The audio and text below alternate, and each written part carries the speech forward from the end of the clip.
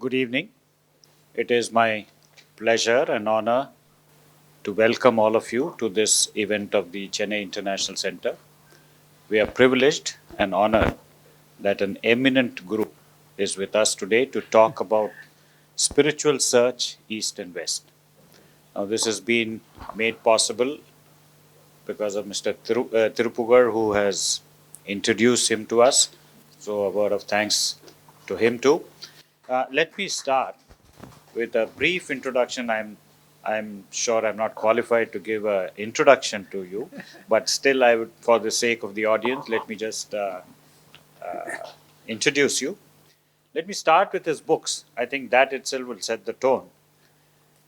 Theory of Seismic Head Waves, Whispers from the Other Shore, Spiritual Search East and West, The Yoga of the Christ, Krishnamurti, Two Birds on One Tree, Science and the Sacred, Heart Without Measure, Centered Self Without Being Self Centered, remembering Krishnamurti, Pilgrims Without Boundaries, The Spiritual Roots of Yoga, The Wisdom of Patanjali's Yoga Sutras, a new translation and guide, The Pilgrim Soul, a path to the sacred transcending world religions, the Bhagavad Gita, a guide to navigating the battle of life, Blessed by Mysterious Grace, the journey of a pilgrim.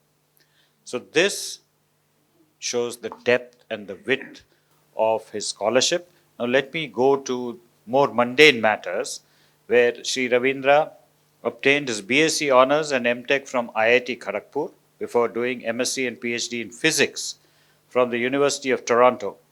Later, he obtained an MA in Philosophy at Dalhousie University.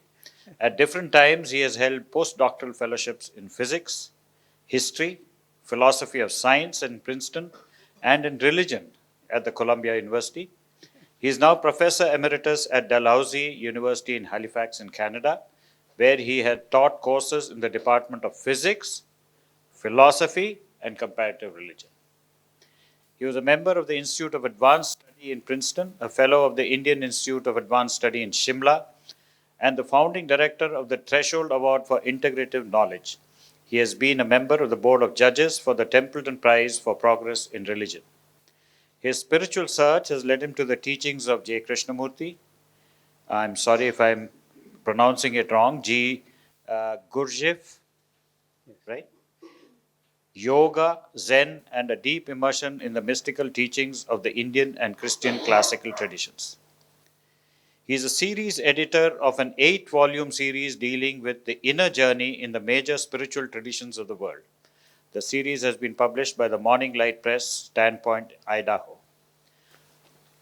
It is a great honor and a pleasure to welcome you here, sir. A warm welcome, and I'll not stand between you and the audience. Thank you. Thank you very much.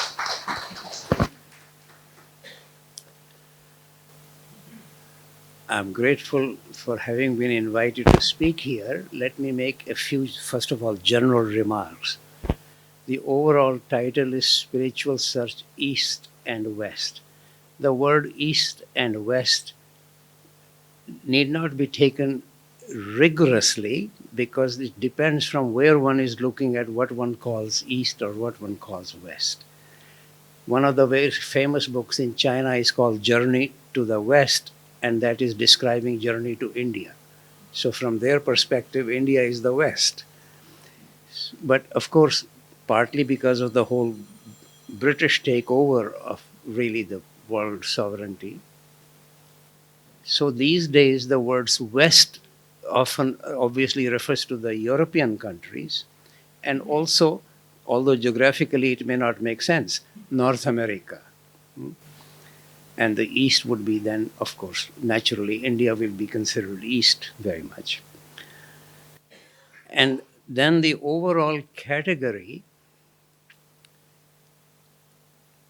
almost all the Western countries are being ruled by people of Christian background. And which has been the case, in fact, since the 16th century. The whole planet is being ruled by countries or nations with a Christian background.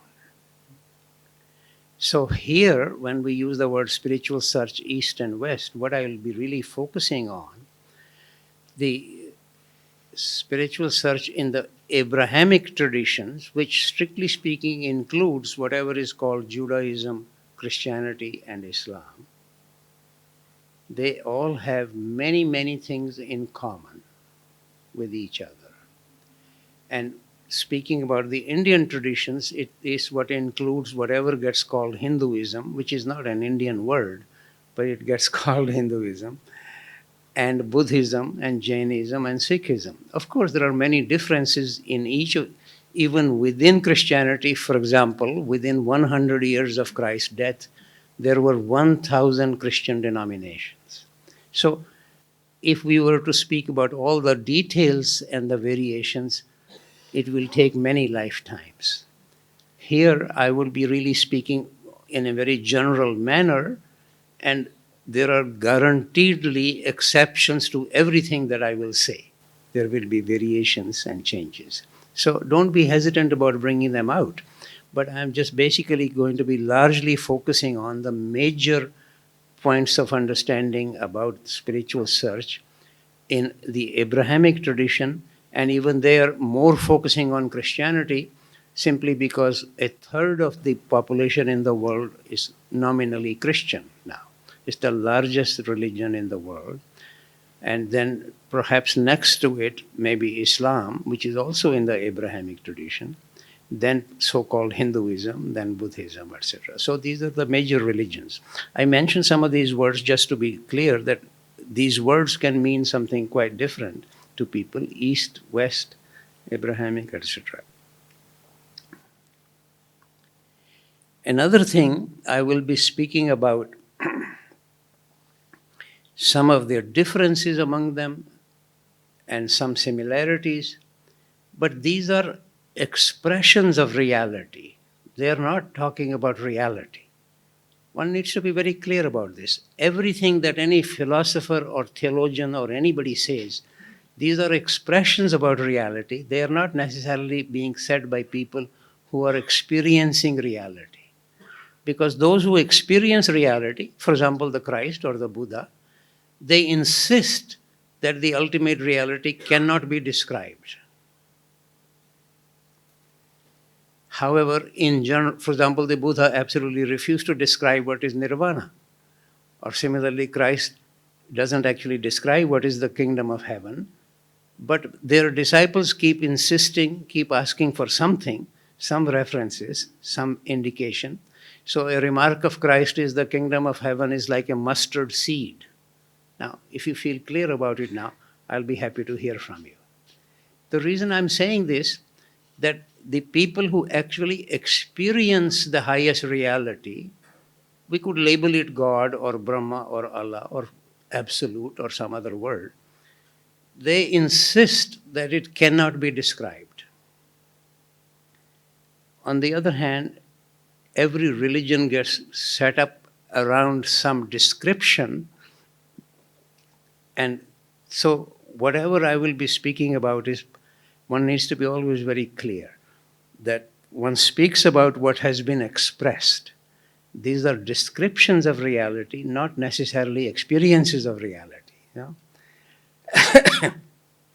But I will also sometimes try to indicate what the people who actually experience reality, what they say about these things.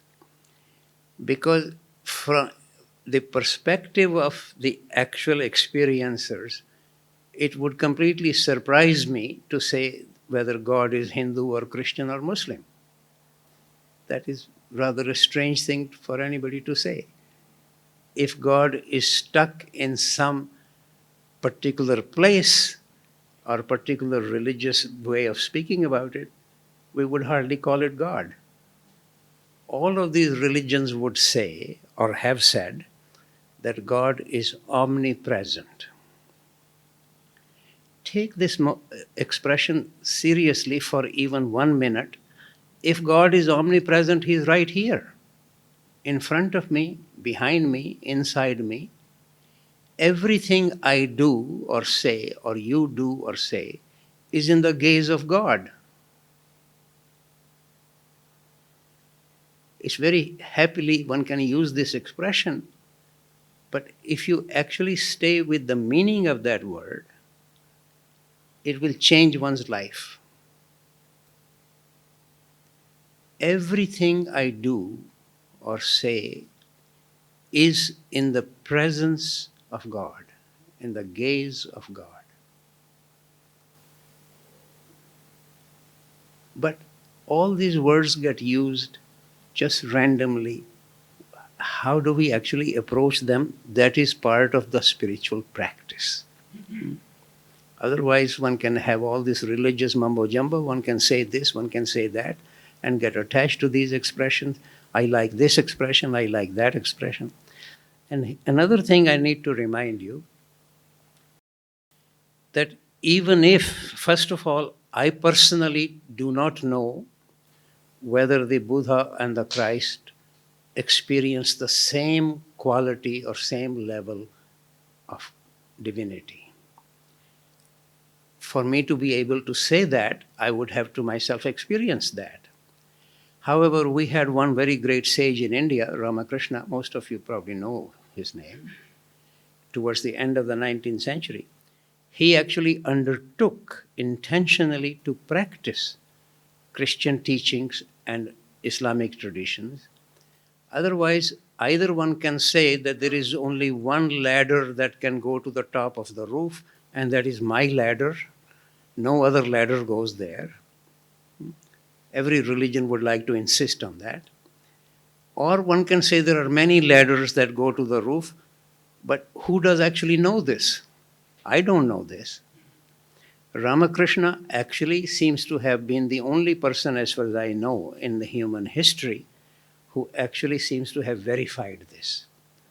And so, personally for me, intellectually, it makes sense to imagine or to expect that there is not only one ladder that's going to go to the roof. After all, people begin from where they are. Not everybody is staying at the same place, using the same language. They have to begin from wherever one is. So they all cannot have the same ladder. For example, the Buddha is speaking to people of essentially Hindu background, speaking in Pali. Christ is speaking to people of Jewish background, speaking in Aramaic. The languages are different. Guaranteedly, they create different impressions of what is God, what is to be done, etc. So one needs to be always very careful about all these remarks. In a way, almost everything I'm saying is plainly obvious, but the obvious is the one thing that never seems to be understood by people. They're always looking for some erudite expressions of things. Then, but having even said that, let me first of all say that there are many things which are common to the Abrahamic tradition and the Indian tradition. For example, that everything in the manifested universe comes from the highest level of consciousness. Of course, the labels vary. God, for example, now hardly anybody growing up in India initially would. God is an English word. It doesn't. We might call it Brahma or call it some other label. So the labels vary, but what is attached to those labels is that it has the highest level of consciousness. Now, simply to remind you that right away this is completely contrary to the fundamental assumption of modern science. Modern science, beginning from the 16th century onwards, 17th century, assumes that the fundamental ultimate reality is matter without any consciousness. And then gradually, one may not be able to describe the exact mechanism, but that is true even in the spiritual teachings. One is not able to describe the exact mechanism. How is it starting from the highest level of consciousness? How do we end up getting cockroaches and rocks, etc.? It's not easy to describe all this in detail. Similarly, in reverse. However, the overall assumption is, from the scientific perspective, that matter is primary, then somehow some material particles come together, life begins, and then gradually consciousness begins, etc. So, spiritual enterprise has very different assumptions or different ideas than the scientific enterprise. So, secondly, in the spiritual enterprise, more or less an assumption that everything that exists, every human being, there is a purpose. It's not just accidental. From a scientific point of view, in fact, a very well-known scientist recently has even written, he's written a well-known book on quantum mechanics. He says the more we know in science, the more we realize that the universe is purposeless. From a scientific point of view, there is no purpose to your existence or my existence. We just happen to arise from matter. And one of these days, you and I, everybody will die. That's the end. Whereas from the spiritual perspective, or even at a very ordinary level, religions, keep making these distinctions. Religions have almost nothing to do with spiritual search. I'm really more interested in spiritual search than in religion, but sometimes these words get interchangeably used. So please excuse me if I end up using this word or that word. But from the perspective of every religion, death of the body is not the death of the person. As if the person is different from the body. It's quite ironic. As far as I know, I don't know the expression in Tamil, but certainly in Sanskrit or in Hindi, coming from North India, we say when a person dies, we say sharir tyag, meaning he has left his body. I'm always surprised. In English, one says he has given up the ghost, meaning he has given up the spirit, as if primarily he's the body. Isn't this ironic? Because that's not the religious background in the Abrahamic tradition, but that's the expression that gets used. He has given up the ghost referring to the spirit. But at least in Sanskrit or Hindi, it's sharir tyag, that one has given up the body, but one still survives, one lives. So, as I just said, there are many things that are common. I have already mentioned 2 or 3 of these. Then, another feature which is common to these traditions.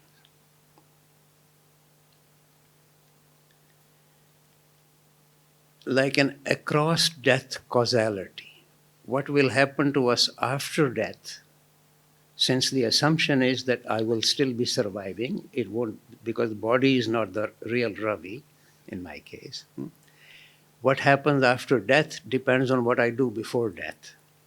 In India, we would just call it that is the consequences of my karma. But karma just simply being used here as whatever actions I undertake, it has its consequences. So, from the perspective of the spiritual expressions in all traditions, first of all, there are many levels of reality subtler than the mind. That the mind cannot figure it out. So therefore, theology or philosophy, they can do their best. They can hint at something, but they cannot really come to that level which is subtler than the mind. For example, in the Bible, there are 9 orders of angels. They're all spiritual, but none of them can be mentally grasped. Partly, this is why one needs mythology, because mind is trying to have consistency. Otherwise, you won't be a good philosopher if you're not consistent. But mythology can allow, for example, an angel or a deva can go across the wall. Human beings cannot do that. They can be present at 2 places at once. Human beings cannot do this. So mythology allows the possibility of approaching something which is not able to be approached by the usual intellectual understanding. In fact, I had quoted this in another talk. A great philosopher Aristotle made this remark centuries ago. When philosophy is unable to contact reality, one takes recourse to mythology. So mythology is not to be dismissed, but it's a different way of approaching reality, which is not graspable by the mind, usual mind.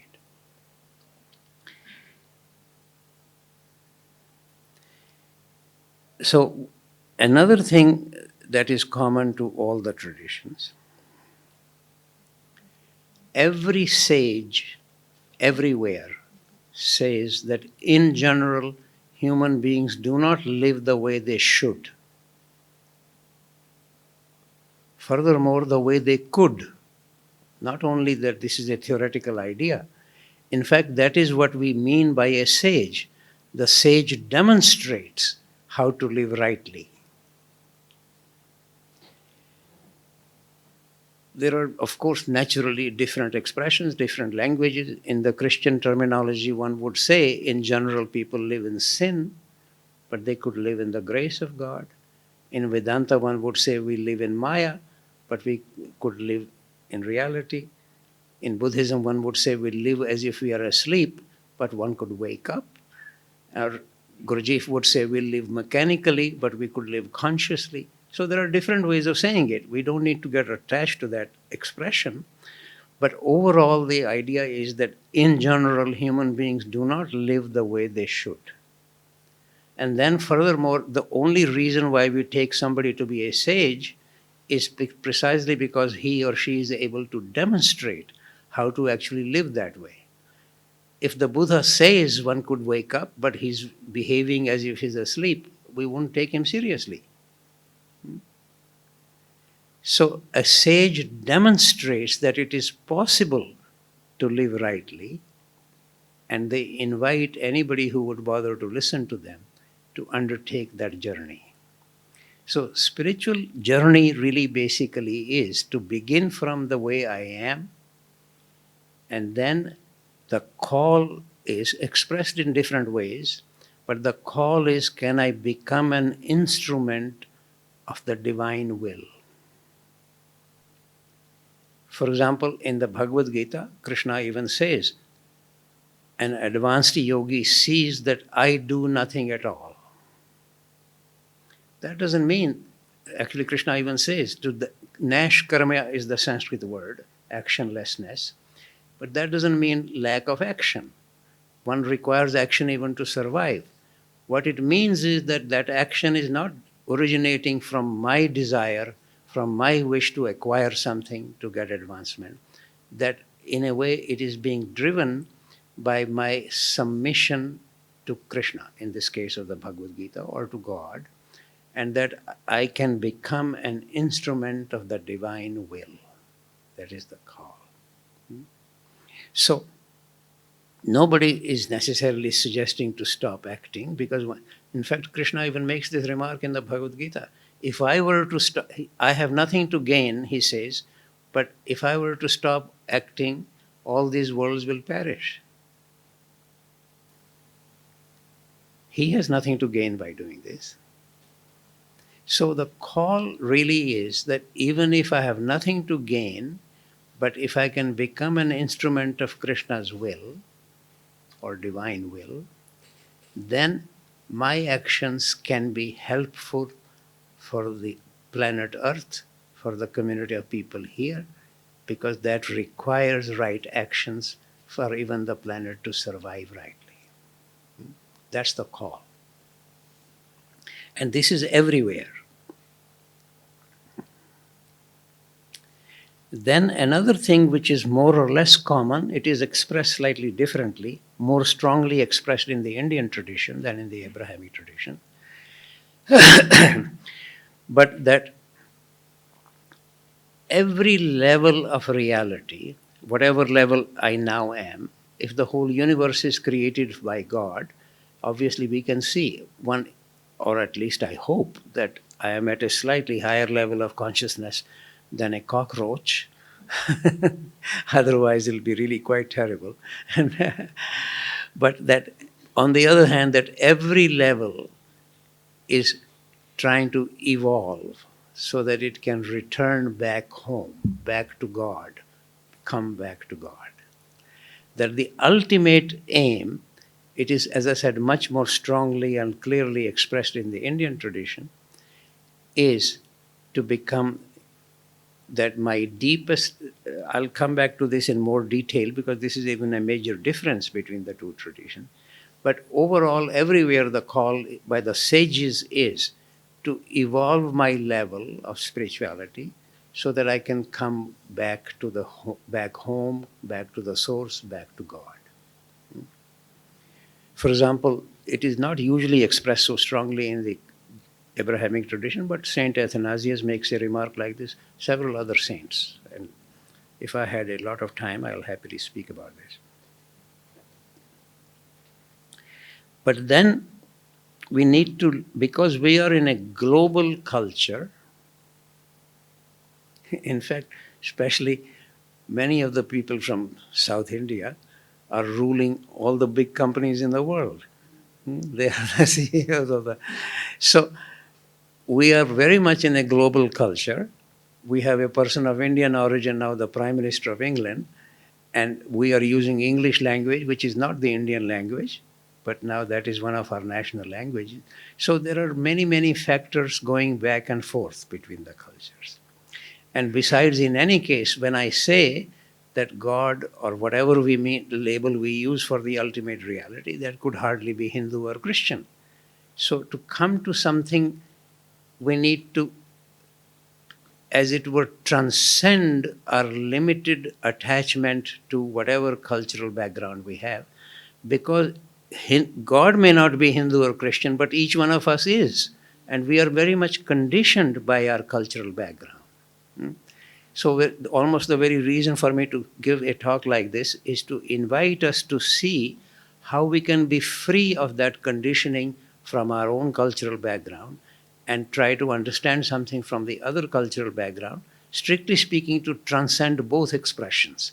It's easier to say all that, but it is not so easy to come to that. But until at least I can understand what is the other expression, how is it different from mine. So the major difference actually comes from one basic idea.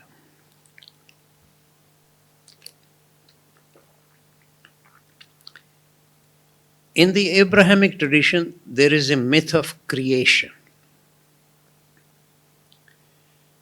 And the whole creation is expressed at very distinct levels. There are 9 orders of angels, beginning from the highest angel, Lucifer, literally means the light bearer. Then lower angels, then we come to an archangel, angel, then human beings, then animals, then plants, then rocks. And there is a complete division between one level and the other. No human being can become an angel, no animal can become a human being, etc., which was the major obstruction or major objection actually to Darwin's theory of evolution in the Western world. From the suggestion that somehow human beings came starting from dead matter to begin with and gradually coming to animals, then human beings, etc. Similarly, if anybody claimed or wished to be, for example, Christ saying the Father and I are one, he's crucified. Lucifer was the highest of all angels, but Prophet Isaiah describes that he wished to be like the Most High, so he's expelled from heaven. So, in the whole of the Abrahamic tradition, the myth of creation that exists has very distinct levels of creation, which cannot be transcended. In the Indian tradition, there is, strictly speaking, no myth of creation. What we have is a myth of emanation. The word for the highest level is Brahma, which simply literally means the vastness. or the eternal. Literally, that is the meaning of that word. But the manifested universe was not created by Brahma, it emanates from the substance of Brahma. So everything, including the rocks, have some element of Brahma.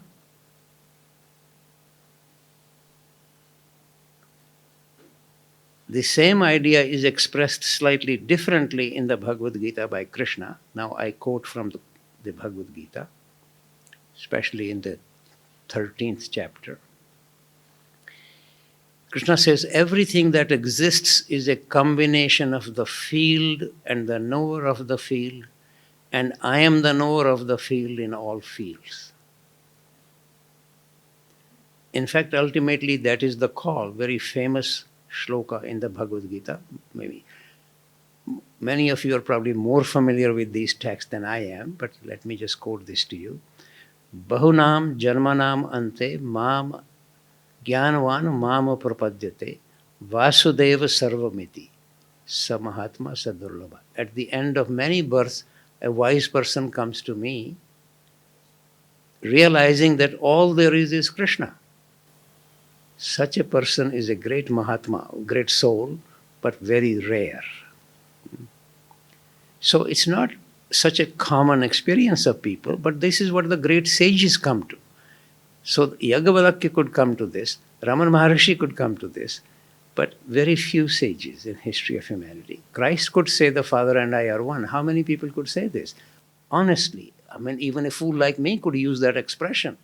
Expression of reality is not the reality. I keep reminding this again and again.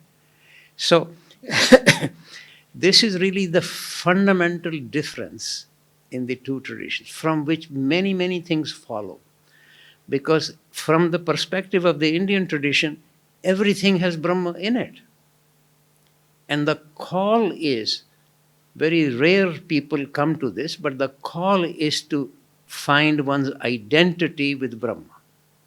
So a truly advanced great sage can honestly say, as was said by Yajnavalkya in the Brihadaranyaka Upanishad, Aham Brahmasmi, I am Brahma.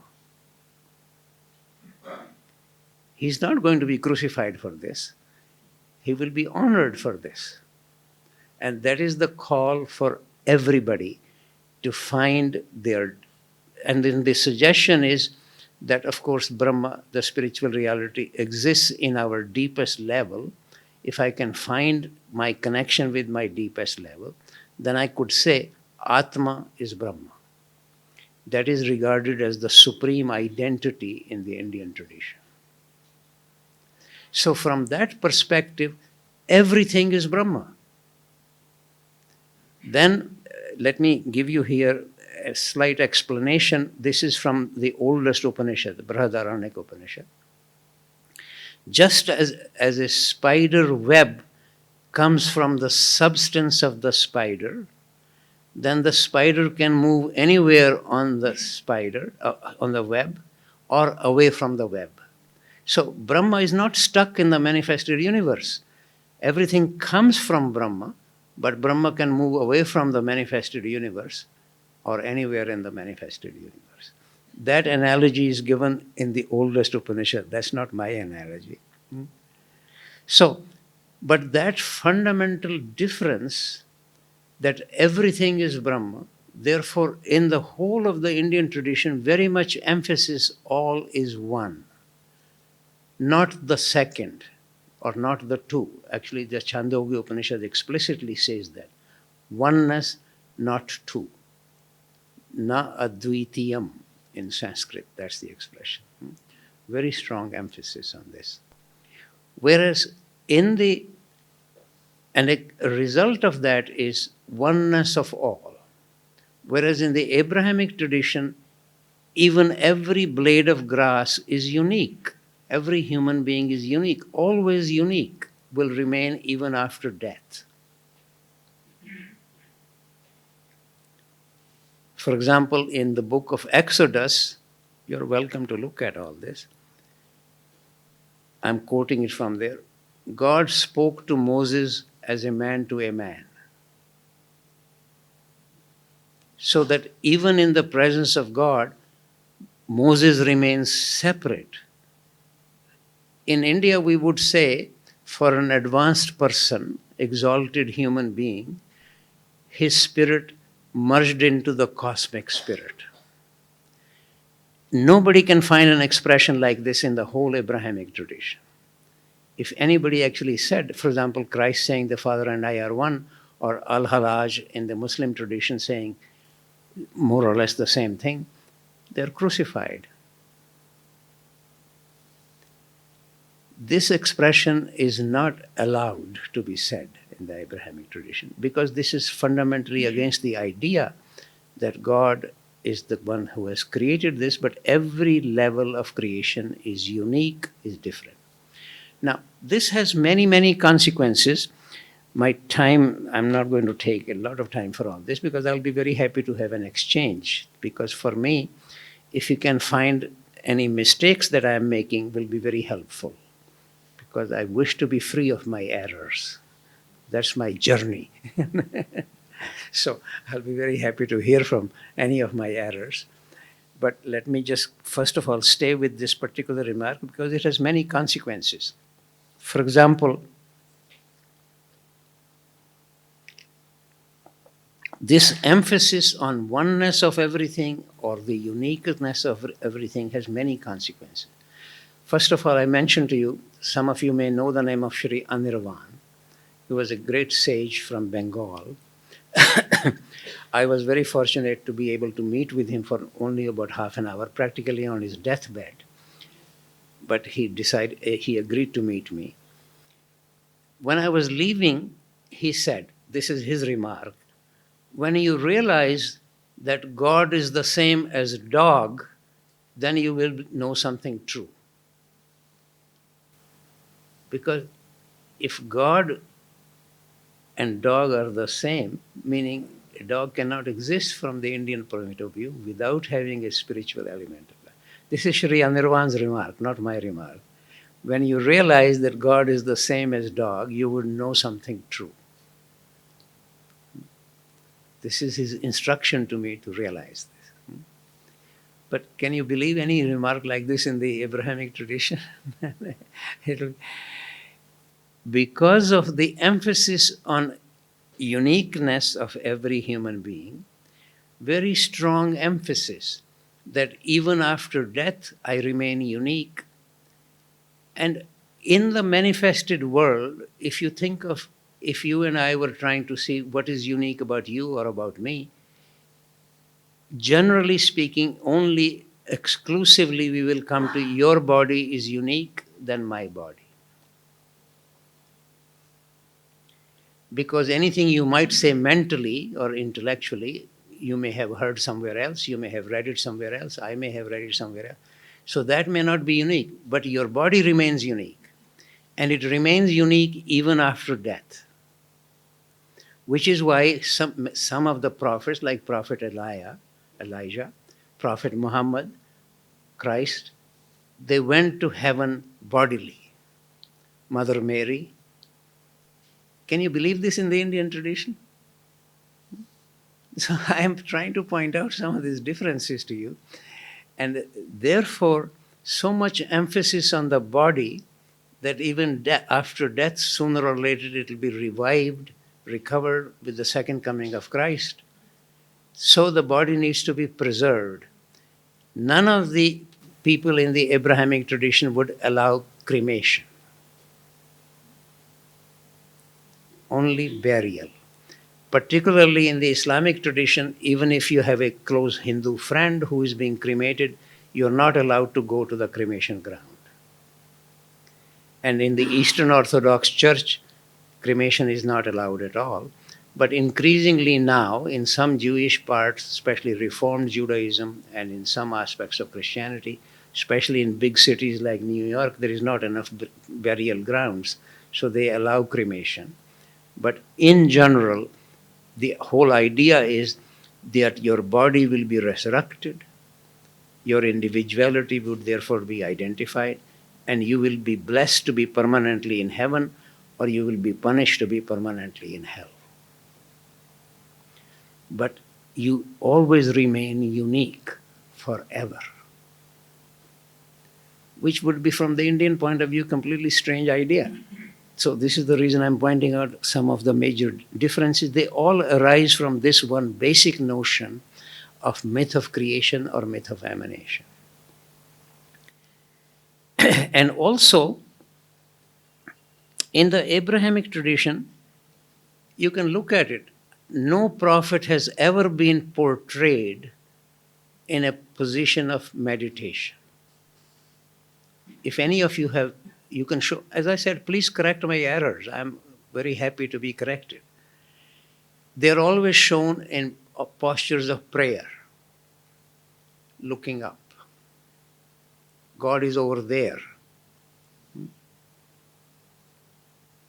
Posture of meditation assumes that God is inside me.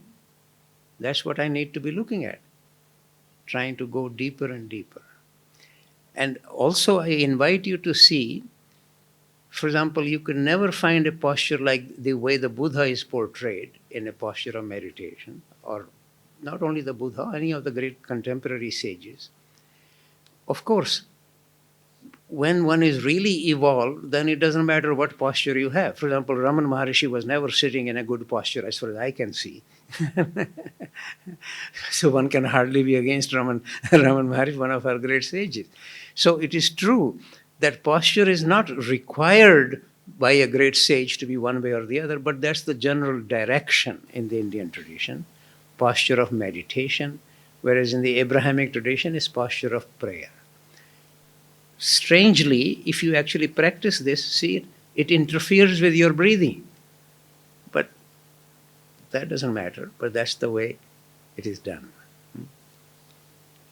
It will almost surprise anybody to find the portrait of Christ or of Moses or of Prophet Muhammad in a posture of meditation.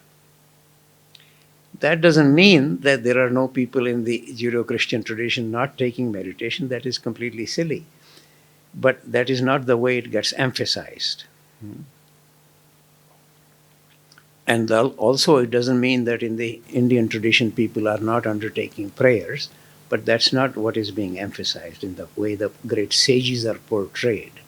Looking at Vivekananda, looking at Aurobindo, or looking at Buddha, or Nagarjuna, or any of their portraits, they're always in postures of meditation. So many consequences come from that. Another consequence, it is extremely rare to find in the Abrahamic tradition the suggestion that a particular human being was searching for something. Just as, for example, in the Indian tradition, let me give you a classic example. Siddhartha Gautama is struck by seeing an old man and a dead man. So he wonders, does anything survive death? So he starts a search. He gives up his family, gives up his future kingdom, and goes out in a search. You will never find an expression like this in the Abrahamic tradition. There, the initiative always seems to begin from God. God wants somebody to do something, so he catches him by the scruff of the neck, and the person has no freedom to deny this, so then they are chosen as prophet. The word prophet literally means instrument in Greek. So they become instruments of God. That's the literal meaning of the word prophet in Greek language. So initiative is from God. And then God chooses a particular human being to become his instrument to carry out something. You can see this in the story related. For example, does anybody ever say that Christ was searching for something? Anything we know about in the Bible about Christ is only until the age of about 14 or so, and then after the age of 30. And that is the time when people are searching for something, between 14 and 30. There is absolutely no mention of this in any of the Gospels or by any Christian authority, as if God has to search for him or to find him. Personally, often question gets raised by people, why is God called Father in the Abrahamic tradition? In fact, I often ask Christian theologians, They are not able to quite answer this question. My impression is that the reason why God is called Father, traditionally, activity is related with male, receptivity with female, based really on the characteristic of the genitalia. That's how it has started long time back. Probably this is the reason why God is male, because he's the one taking the activity. And then it is, in the Indian tradition, it is very uncommon to refer to God as the Father. Often God as the mother, but not as the Father. So you see so many differences that came from this one particular idea. I'm soon going to stop this because I'm hoping to have exchange with people more than anything else. But one of the consequences of this, as I already mentioned, burial rather than cremation, in unique individuality. Now, my suggestion is that in a global culture, if we see that in India, to remain with one's individuality is regarded as a mark of ignorance, that one needs to transcend this. Whereas in the Abrahamic tradition, individuality is indication of responsibility, that I am responsible. So why should we dismiss half the sages of the world? How do we find place both for uniqueness as well as for oneness? In fact, this is where, if you actually look at any of the great sages' actual life experiences wherever they are described. For example, the Buddha has many disciples and he loves them all, but he has a beloved disciple. Similarly, the Christ has many disciples, he loves them all, but he has a beloved disciple. So they are obviously, sometimes people say, in fact, that was one of my kind of argument with Krishnamurti. He said, well, the sun is just shining. You don't need to do anything. But if the curtains are drawn, you can't approach the sun. You can't experience the sun. So one has to be able to do something from our part to be able to open the curtains or to doors. But then one also begins to see that there are different qualities of curtains or different qualities of walls blocking the sun. So uniqueness and oneness both need to be understood. And I just gave examples from two great sages, Christ and the Buddha, obviously universally loving their disciples, but clearly aware of their uniqueness. In a global culture, how to not discard one's cultural background, but to realize, as I actually began by saying, God is not Hindu or Christian, but we are Hindu or Christian, and we get very much influenced by our cultural background. And then, particularly when that gets a little bit organized in a religion, then that becomes the only avenue to God or to heaven or something. So sometimes I feel very sad with some of my Christian, particularly Christian friends, those who are very rather too dogmatic about it. From their perspective, the Buddha is sitting in hell crying because he can hardly go to heaven, right? Would anybody in India have this kind of impression about Christ? I think one needs to see that many of these kind of different attitudes, which then become cultural dogmatism, to insist, for example, actually in Roman Catholicism, this is one of the things every person who is initiated has to say, extra ecclesia nulla salus. Outside this church, there is no salvation. They have to actually say this to be initiated or to be baptized in the church. Usually people who are being baptized are hardly out of diapers. How the hell do they know that Christ is the only begotten Son of God? But you see, this is what becomes the organized religions, which is why I increasingly feel that the religions have done more harm to spiritual search than anything else. They're not encouraging search. They just want you to become believers. But if we begin to understand some radical differences in the expressions of reality, then we can also see that maybe the ultimate reality can't really be described. We don't need to be against this expression or that expression. But then maybe each expression has a certain relationship with certain kind of attitude, certain kind of wisdom we can understand. Let me give you an example which was very important in the history of physics. Some of you may be familiar with it. This is in the 1930s, a great crisis in physics, whether ultimately we have particles or waves. Same substance, let's call it electrons. Same substance in some experiments behaved like particles, in some other experiments, same substance behaved like waves. Then the crisis was, are they particles or are they waves? And it used to be a fairly common remark in physics laboratories that on Monday, Wednesday, Friday they were particles, Tuesday, Thursday, Saturday they were waves, and on Sunday the Lord rested. But gradually it was proposed later on, experiments were done, that strictly speaking, they are neither particles nor waves. But the trouble is, depending on the experimental setup, they behave like particles or they behave like waves. And that they are, in fact, the actual reality is subtler than either of those two.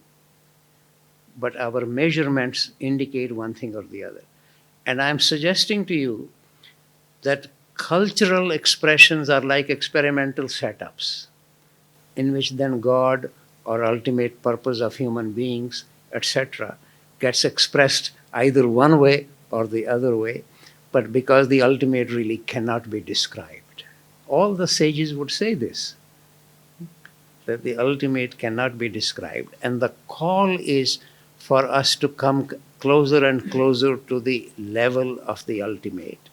Those who succeed, very few in human history, but that doesn't mean that the journey needs to be given up. Wherever we are, even the Buddha had to take many lifetimes before he could be enlightened. So you can be certain that I may have to take at least 1 million lifetimes before I could come anywhere close to understanding anything true. But that is the journey, that's the call, to come to something which ultimately cannot be expressed one way or the other, and we can actually learn a great deal from the other tradition. For example, I just give only one example, then I'll stop talking now. Sadly, what has happened in the Indian tradition, particularly because of some remarks of Shankara, great Advaita Vedanta, Brahma Satya, Jagat Mithya. So we can forget about taking care of the world. It is just, we need to move away from it. And somehow the ultimate goal becomes never to be incarnated again. They must have had a bad incarnation, it seems to me. Actually, Shankara himself doesn't get carried away with this. He was also a great poet. Even one of his poems says, "Mother, I wish to be close to you, not worrying about moksha or nirvana," etc. It's the followers of his, usually in the philosophy circles, who just keep quoting him and keep making these implications. So what happens then in India? Generally, we move away from taking care of the neighbors. We hardly ever come across the kind of expression that Christ uses, asking for us not only to respect God or to try to connect with God, but also to take care of the neighbors. Where do you find that kind of expression in the Indian tradition? Similarly, then, also to be able to say, this is a remark of Christ, that whatever you do for the least one among you, you do it for me. That sense of humility, he even washed the feet of his disciples. Where do you find this in the Indian tradition?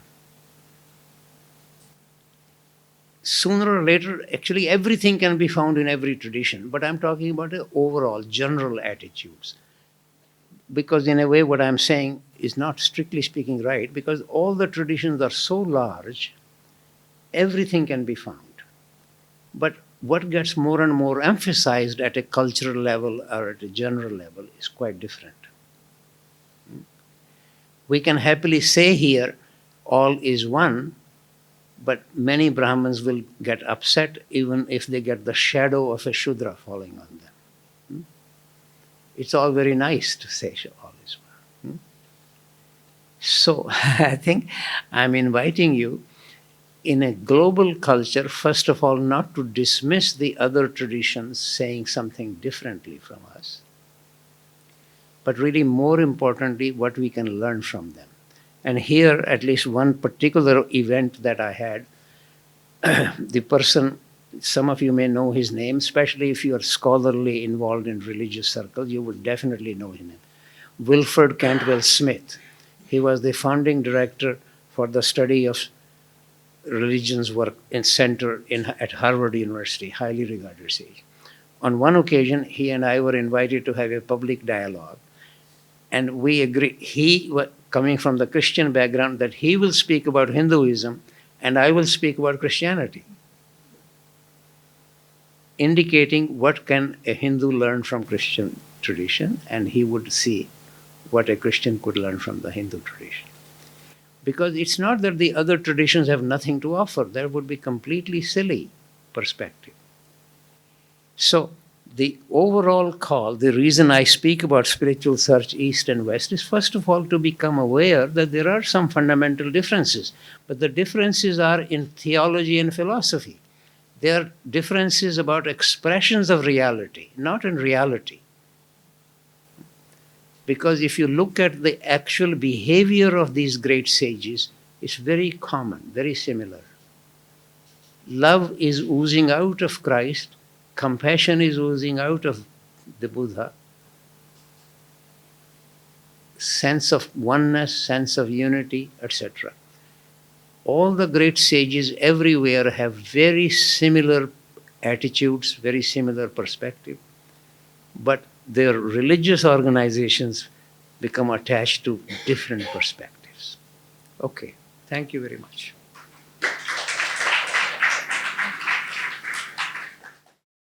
I actually invite people to bring your own insights. You don't have to agree with me. In fact, I often remind, let me take a moment to say that, any serious questions of yours cannot be answered by anybody.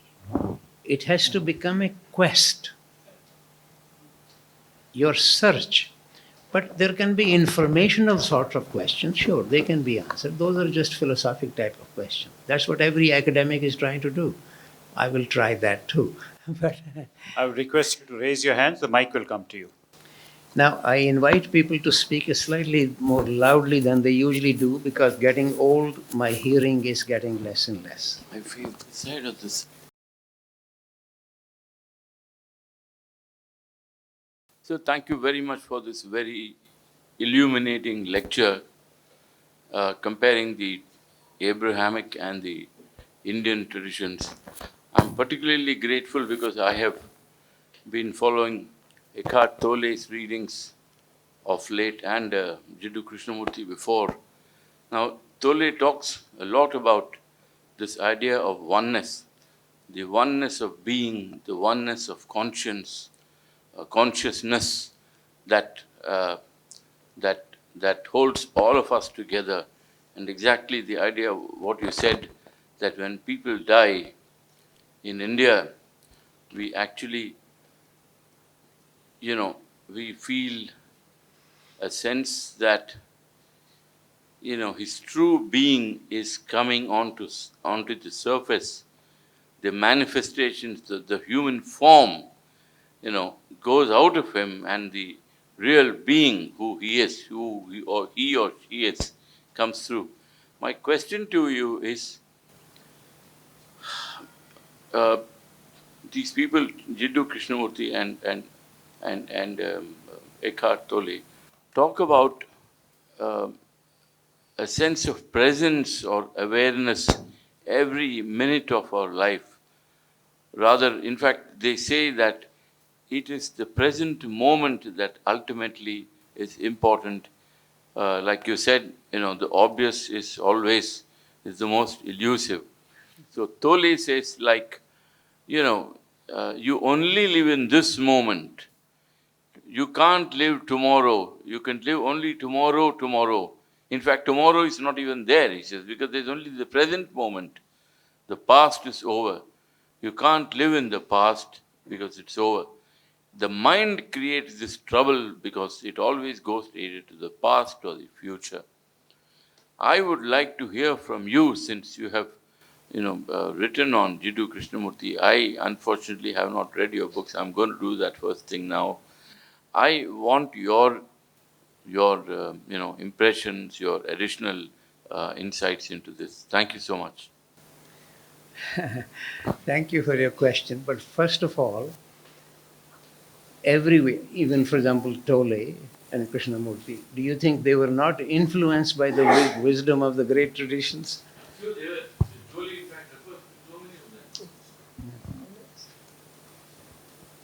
But when they invite us to live in the present moment, it is obviously a very good, helpful call. But then I need to ask myself, and you need to ask yourself, what is standing in your way? It's easy to quote what Krishnamurti said, or what Buddha said, or Christ said. But if I actually don't start my journey from where I am, listening to them speaking from Mount Everest is not going to help. They speak from where they are. Krishnamurti could speak about all there is one. So Yagyavalakya could say Atman is Brahma. But is it true? Is my Atma Brahma? I need to begin from where I am. And then one begins to see that the fundamental requirement for that, and all of these people would agree, certainly Krishnamurti repeatedly emphasized, what is required is an impartial self-inquiry. Looking at myself, what it is that I wish, what I want, what stands in my way. And then self-inquiry is a very dangerous undertaking, let me assure you. Because every human being, if you are really an honest person, looking at yourself, you would also see the devil in you. In fact, Rumi, the great Sufi sage, actually makes this remark: if you have not yet seen the devil, go look in the mirror. The reason for that is quite simple. In principle, according to all spiritual teachers, the whole external cosmos is mirrored inside us. Even from a contemporary scientific point of view, they would agree that each one of us is a hologram of the whole universe. If that is true, why not the devil? He's also part of the universe. He didn't actually create himself. In fact, encountering the devil is particularly significant because if you have seriously read the Bible, none of the prophets, including Christ or Moses or Abraham or anybody, could come to God or go to heaven without being tested by the devil. Devil is the head examiner, and if you become against him, he will fail you. So that's not very helpful. So first of all, it is important to not run away from the devil, actually to welcome him to test you, and to then see if you can pass that test. That is the whole purpose of the devil. Anybody who has seriously read the Bible, let me specially recommend to you the first 2 chapters of the book of Job. In the book of Job, the first 2 chapters repeat the same idea. And the sentence is, when all the children of God were gathered together, among them was Satan. He's son of God, created by God. He didn't create himself any more than you and I created ourselves. So then God says to him, Job is claiming to be my worshipper, go test him. That's the purpose of Satan. He's the tester. Now, same thing is true in the Indian tradition. How can the Buddha be enlightened without being tested by Mara? Again, for some of you, especially more intellectually oriented people, it may be helpful to know that the word Mara and the word Satan in Hebrew, Mara in Pali, actually means obstacle. What stands in my way? So unless I can encounter that, which is why impartial self-study requires what stands in my way, encountering my devil. This is why I said it's a dangerous enterprise. It's nice. Everybody can happily say self-study is a good idea. They can keep quoting all the sages. How many people actually seriously undertake self-study? Because soon you will get discouraged, which is why any serious teacher would recommend to undertake the search in the presence of fellow searchers. Because then you gradually realize that deep down, self-knowledge is actually knowledge of the human condition. It's not just Ravi has a devil, everybody has a devil. That can bring a certain kind of freedom from being so afraid. Then one begins to see, sure, each person has to face the devil. So it's a very strong suggestion, more emphasized in Buddhism than almost anywhere else. This is why in Buddhism they would say, Buddham Sharanam Gacchami, Dhammam Sharanam Gacchami, Sangham Sharanam Gacchami. And that is very much the idea in any serious teaching, in Sufi tradition, for example, or anywhere else. In Gurdjieff teaching, very much emphasized to work with fellow searchers. Otherwise, one very soon gives up. It's a nice idea to have self-knowledge, but when one discovers the devil, one just wants to go and have another mango and rest. Yes, so Check. please. Therefore, Yeah. I am not saying that anything that Krishnamurti said is a bad idea. Krishnamurti repeatedly emphasized self-inquiry. In fact, he says that nothing can be gained until one engages in self-inquiry. So please undertake that, but don't be afraid. Maybe if you find some fellow searchers with whom you can do it, that will be helpful. My question comes from a recent event that happened. It's called the World Congress of Religions, narrated by some Rinpoche, a couple of Buddhist monks, about what happened at the Congress. So they were having delegates who are PhDs and double PhDs in their respective religion, trying to figure out what is the commonality amongst our religions, so that let us focus on that and get them to the common people instead of fighting over the differences. And That's what I started with. exactly, I and spoke about so many common features. exactly. So let me tell you that the entire body of Congress, with so many religious leaders in it, failed to agree on a single point of commonality that all of them agree on.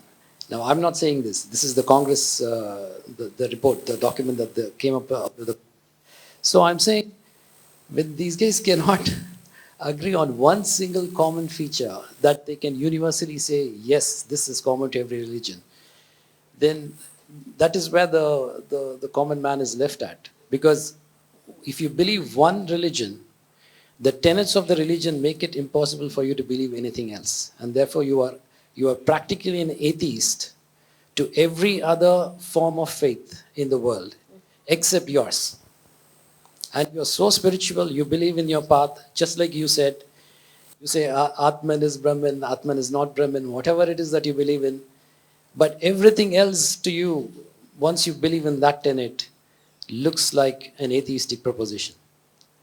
So how do you deal with that? That's my first question. And second question is, of what practical use is the pursuit of trying to know the true nature of reality when you have just clearly now mentioned that it is unknowable and it cannot be understood? So what practical use is that when you're actually trying to pursue something that you clearly know you cannot achieve? Thank you. Good question. First of all, let me say that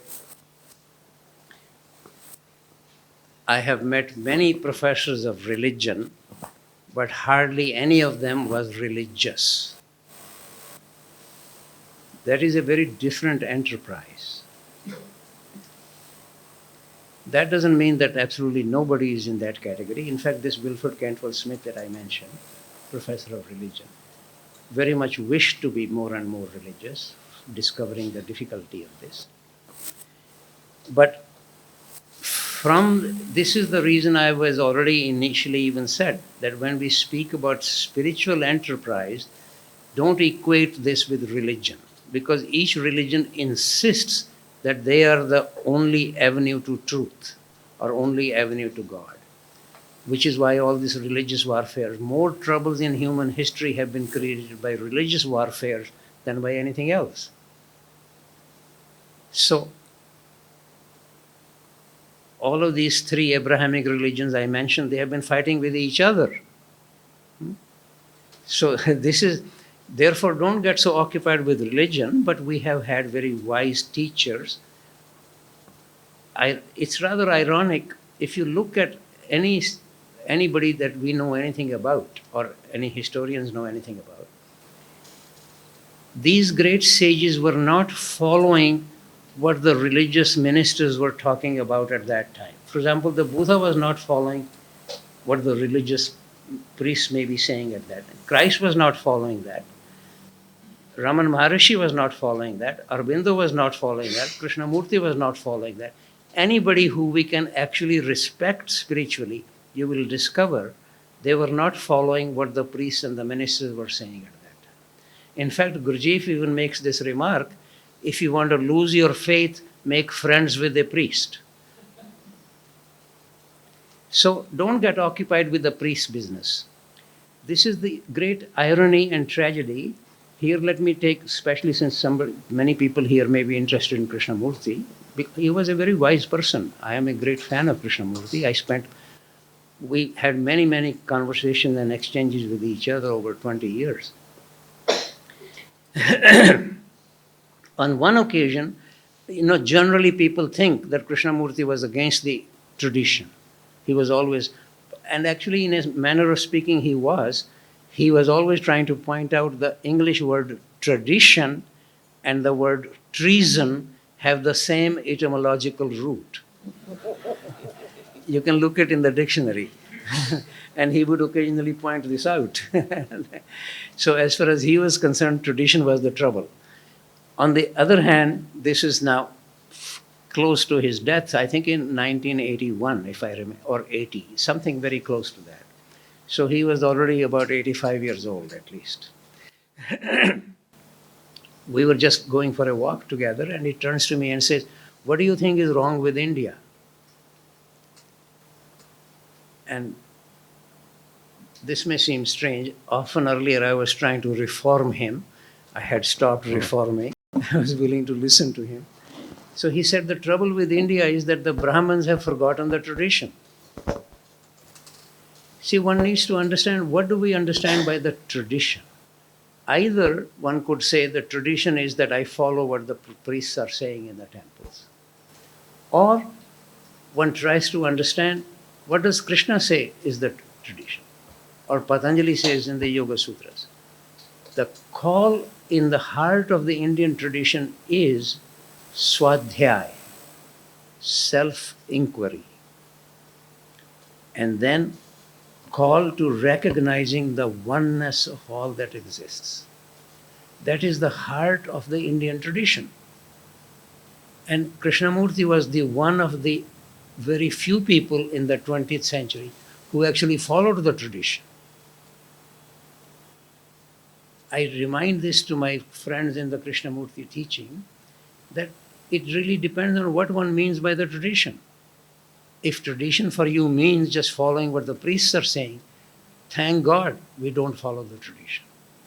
The Buddha didn't follow the tradition, Christ didn't follow the tradition, Krishnamurti didn't follow the tradition, Raman didn't follow the tradition, Aurobindo, you take any of the sages, none of them follow the tradition, that kind of tradition. On the other hand, the heart of the tradition, which is revealed in the greatest texts in India, the Bhagavad Gita, at least in my understanding, is one single most important text to emerge from India. You don't need to agree or disagree with this, but it is a very great text. Hardly anybody could deny that.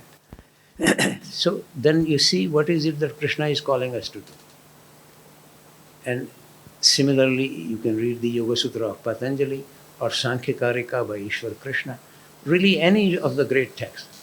Shankara's writing on Ish Chudamani, Vivek Chudamani.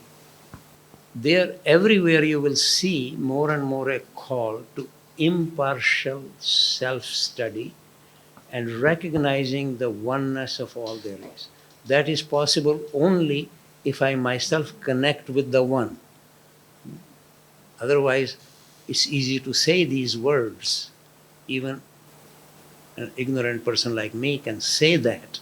That doesn't make it true. But saying that is not harmful. That can be a call if I am willing to listen to this with something inside rather than just arguing with one person or the other. Yes, sir. I think personally, I'm not sure that there is any much clarity about this in the tradition. But the way it gets expressed, excuse me, that God created the world and there are different levels that we can see. And then the suggestion is that nobody can come to the level of God. Very radical shift. And in fact, Lucifer, as I said, is the highest of all angels, closest to God. Even he cannot come to the level of God. Prophet Isaiah actually describes this. The reason for that is because, I'm quoting Isaiah, because he wished to be like the Most High. So therefore he is. That means once a dog, always a dog. Pardon? So if I'm born a dog, then I'm always a dog. Or at that level. At that level. Yeah. And then that individuality remains, especially at the level of the human being. From the Abrahamic traditional point of view, this is actually much more emphasized after the 16th century by Descartes and others, before that by Saint Benedict in the 10th century, that animals don't have a soul. In fact, tragically, this was a common understanding of the Jesuits, both from France and from England, coming to North America, saying that since the native Canadians or Native Americans don't have a sense of acquisition, property ownership, that was described as a particle or one of the characteristics of having a soul. So therefore they don't have a soul. They can be just killed like animals. This was a decision by the Jesuits from France and England. And at least in Canada, gradually it changed a little bit, but in Australia it still continued very much. So the natives could be just killed. They were just animals. They have no soul. And then, slightly ironically, Descartes, in his book called On Method, at least in English, that's the translation from French book, there he describes soul is the same as spirit, is the same as mind. Quite ironically. So nature has no mind. It became completely mechanized, mechanical. And that human beings having the mind need to study the nature which has no mind. Nature was completely mechanized. Now, increasingly, there is, especially in the biological circles, there is more and more, they are discovering how even the trees help each other under the ground. And so many things are changing. In fact, I should probably, some of you have heard me, those of you who are in the class there have already heard me say that 4 or 5 years ago, a whole new program has been set up called the Galileo Commission. Most of the people behind them are coming from science background. They are actually questioning the fundamental assumption of modern science that matter is the ultimate reality. Partly it is arising from many of the so-called near-death experiences when the heart has stopped working. Some people, sometimes they are declared dead by the doctors, but occasionally, some of them, after a few minutes, after a few hours, or even a few days, they come back alive. During that time, they clearly have consciousness. They can even describe what the doctor is talking to the nurse or many other things, and they encounter something which often changes their life. So clearly, consciousness can exist without matter. This is bringing about a whole radical revolution even in the scientific circles. The whole commission has been set up to discuss this, called the Galileo Commission. You're welcome to look at some details of this if you like. So, but the overall assumption that has been since the 16th century, and also a consequence of that, another consequence at a theological level, that spirit and soul got identified. Whereas in the New Testament, every book is written in Greek originally. Soul is, we would say, psyche, or in Greek it is pronounced as psyche, and spirit is pneuma. In all ancient languages, including Sanskrit, Chinese, Arabic, Greek, the word for breath and for spirit is either identically the same or very close to each other. People often, Sanskrit speakers often don't realize that prana does not simply means breath, it also means spirit. In fact, when one of the Upanishads says prana vai Brahma, prana is exactly the same as Brahma. So one needs to be very careful about some of these expressions.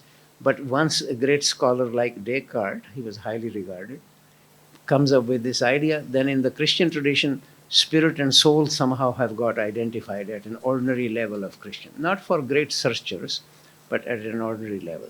So then everybody has eternal soul or eternal spirit. Nothing needs to be done. I have an eternal soul. Terrible. And they can have 100 questions as far as I'm concerned. I'm always invigorated. For me personally, questions is what gives life to my existence. So please raise. Otherwise, what's the point of my existence? So feel free good to evening. raise questions. Yeah. Yeah, good evening. This gentleman I just also want to had a know, question. in the context of East and West teachings that you are talking about, what do they say about duality and non-duality? About what? About duality and non-duality, and what What would I say? what does the East and West say about it? In the Indian tradition, very strong overall, this is even from a philosophical point of view, that the manifested universe cannot exist without having positive and negative forces in it. And the call from a spiritual perspective is to go beyond duality. For example, Krishna in the Bhagavad Gita on several occasions says to Arjuna, Nirdvandva Bhava Bharat, to go beyond duality. Because duality would necessarily contain negative and positive, or if you like, Devic and demonic forces.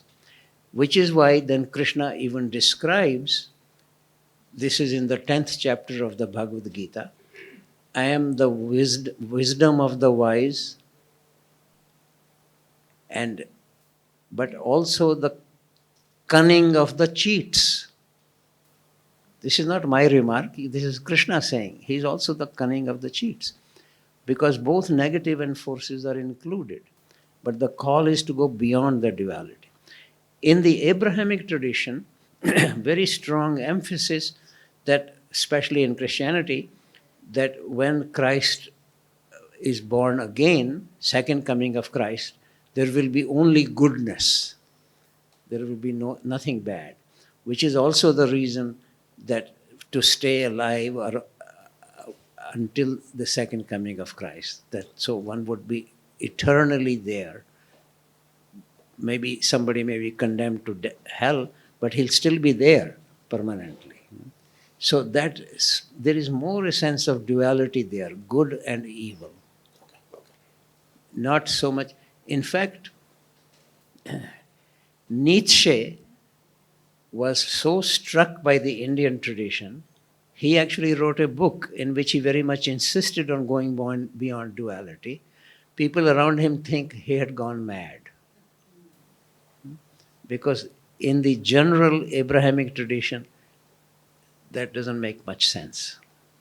So there are some quite large differences in the tradition. Sir, my question is, sir, what is the origin of sin and salvation according to East and West? What is the kind of sin and salvation? What is the origin of sin and also salvation? Leave the microphone down and just speak. I want to know, Maybe whether the East and West differs in explaining the origin of the sin and also salvation. okay, let her Salvation say. from the sin. Let How me- do they differ? Okay, yeah. What is the origin of sin and how does it differ in the East and the West? And the notion of salvation. First of all, let me remind you here, the word for sin, as I said, every book in the Bible or in the New Testament is initially written in Greek. The Greek word for sin is amartia, which literally means to miss the mark. So first of all, if you can say what is your goal, and then if you feel that you're missing that goal, then you're being sinful. But what the churches have made, the sin becomes if you don't believe in Christ is the only begotten Son of God, you're sinful. If you don't have faith, St. Paul even says exactly that the lack of faith is sin. So it depends on what you make of sin. But originally, the root behind that, as I just said, is to miss the mark. On the other hand, there is a very strong emphasis in the Christian tradition, more particularly in Roman Catholicism, on original sin. Because Adam, having had a fruit of the tree of knowledge, sort of disobeyed something that God said not to eat that fruit. He had eaten it, largely urged by his lady friend. And then, because he disobeyed God, he was committing sin. And because we are children of Adam and Eve, we acquire that sin right from birth. This is not the situation in the Indian tradition, that's very much in the Christian tradition. But on the other hand, a very well-known Christian, actually he was even a well-known theologian, wrote a book called Original Blessing rather than Original Sin. Because I keep reminding people, you can read this in the book of Genesis. Let me quote that first before I continue. God created human beings from the earth, then he breathed his own breath into them to make them alive. So if one takes that seriously, I am being kept alive by the breath of God. How can I be sinful? So this person takes that kind of remark and says original blessing. He was excommunicated from the church for writing this because of strong emphasis on believing in original sin. I am sinful, so I need to be freed of that, and the only way I can be freed of that is by believing in Christ as the only begotten Son of God, etc. I have several friends who have Roman Catholic background, and they say to me when they were in high school, they will agree with each other, well, this week you confess this sin, next week I will confess that one, and then we'll have to say Hail Marys for 10 times, then we can go and ski. So that becomes the general nature of sinfulness. But don't easily dismiss this. It is true that there are certain kind of properties or characteristics every human being has. In the Indian tradition, it will be more likely said in a different way that every human being, right from the very beginning, is living in illusion, in the illusory world. But one could wake up. Or the Buddhist way of saying that is, in general, human beings live as if we are asleep. The very word Buddha means one who is awake. That's the very root of the word Buddha. And that we live as if we are asleep, but we could wake up. So don't be against the word sin. It is basically saying to see the way we usually are, not really corresponding to the divine will, but that it is possible for us to wake up or to live in reality or to live consciously or to be free of sin. So don't get so attached to this word or that word. If we can easily dismiss it by discussing a word. On the other hand, personally, from my point of view, it's always helpful to see what can we learn from this. So the call there is to see that in general human beings, that includes me also, I'm not separate from human beings, the way we live is not rightly lived. I said that this is the common feature of all teaching, that in general human beings don't live the way they should and the way they could. That is really all that is meant by sin. If I live rightly, then I am not sinful. But that I begin to see that I don't live rightly, but I could live rightly. Yes, sir.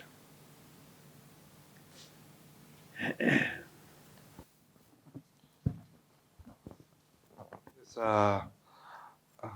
I'm very thankful that you mentioned that Eastern and Western religions don't usually agree on many points.